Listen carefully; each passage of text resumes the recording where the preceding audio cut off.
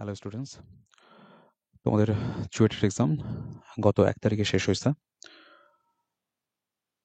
তো কিছু ব্যস্ততার কারণে আমি আসলে তোমাদের সাথে যোগাযোগ রক্ষা করতে পারিনি।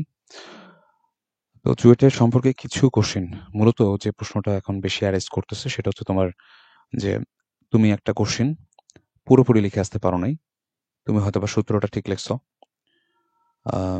তুমি অ্যান্সার গিয়ে ভুল করে ফেলছো, হয়তোবা ক্যালকুলেটরে প্রেস করতে ভুল করছো বা কোনো একটা ভুল হয়েছে আর কি, অ্যান্সার ভুল। বাট তোমার ফুল প্রসেস ওকে, মানে তোমার ফুল প্রসেস তোমার হচ্ছে ঠিক আছে। তো তোমরা এখন চিন্তা করতেছো যে এখানে কি মার্ক দিবে। অনেকে বলতেছো যে কোনো মার্ক দিবে না হয়তো, অনেকে আবার চিন্তা করতেছে 2-3 দিবে হয়তো।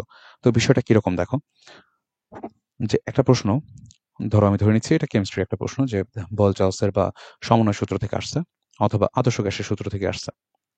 তো সেই সূত্রে ধরো টেম্পারেচারটাকে তোমার হচ্ছে কেলভিনে নিতে হয়েছে, তুমি নিছো। প্রেশারটাকে অ্যাটমসফিয়ারে নিতে হয়েছে, নিছো। ভলিউমটাকে তোমার লিটারে নেওয়া উচিত, নিছো। মোলটাকে বের করছো W/M দিয়ে, এটাও করছো। এখন তোমার হচ্ছে আহ এখানে ধরো তোমার হচ্ছে আর এর ভ্যালু বের করতে বলছে সাপোজ। তো যদি আর এর ভ্যালু বের করতে বলে তো তুমি হচ্ছে এই ভ্যালুগুলো তোমার হচ্ছে বসায় দিছো, পি, ভি বা এন টি। এখন বসায় দিয়ে তুমি সবকিছু ঠিক করে লিখছো যে তুমি পি এই কনভার্সন গুলো ঠিক আছে। তো এখন যখন তুমি আর এর ভ্যালু বের করছো তখন তোমার ধরো আর এর ভ্যালু ভুলবশত 0.0821 না এসে তোমার আসছে হচ্ছে ধরো 821 লিখছো, কোনো কারণে প্রেসিং এ মিস্টেক হয়েছে। তো এখন দেখো তোমার এখানে সব ঠিক আছে, এটা কিন্তু এই যে ইউনিট কনভার্সনটাও কিন্তু একটা মার্কিং আছে এর উপর। তবে তুমি ফর্মুলা ঠিক তোমার হচ্ছে নির্ধারণ করছো, তুমি ঠিকঠাক ভাবে এটা লিখছো। তো তোমার এই অ্যান্সারের জন্য সর্বোচ্চ 2 মার্ক কাটবে।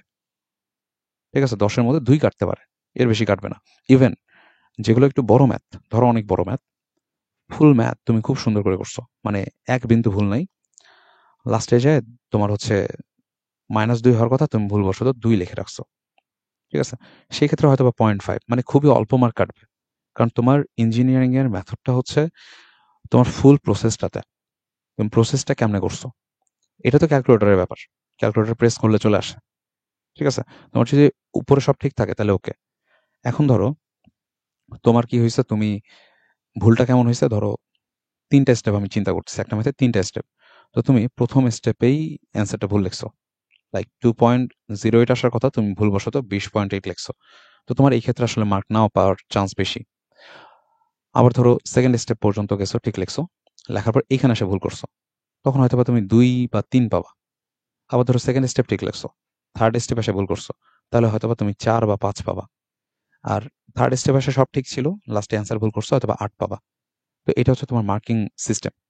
ঠিক আছে, তো এখানে তোমার হচ্ছে বেশি ভাবনা চিন্তার কিছু নাই যে আমি ভুল করছি শেষে এসে আমার নাম্বার দিবে কিনা। তো এই প্রসেসটা আসলে এইভাবে মেনটেন হবে। ঠিক আছে, আশা করি তোমরা এটা বুঝতে পারছো।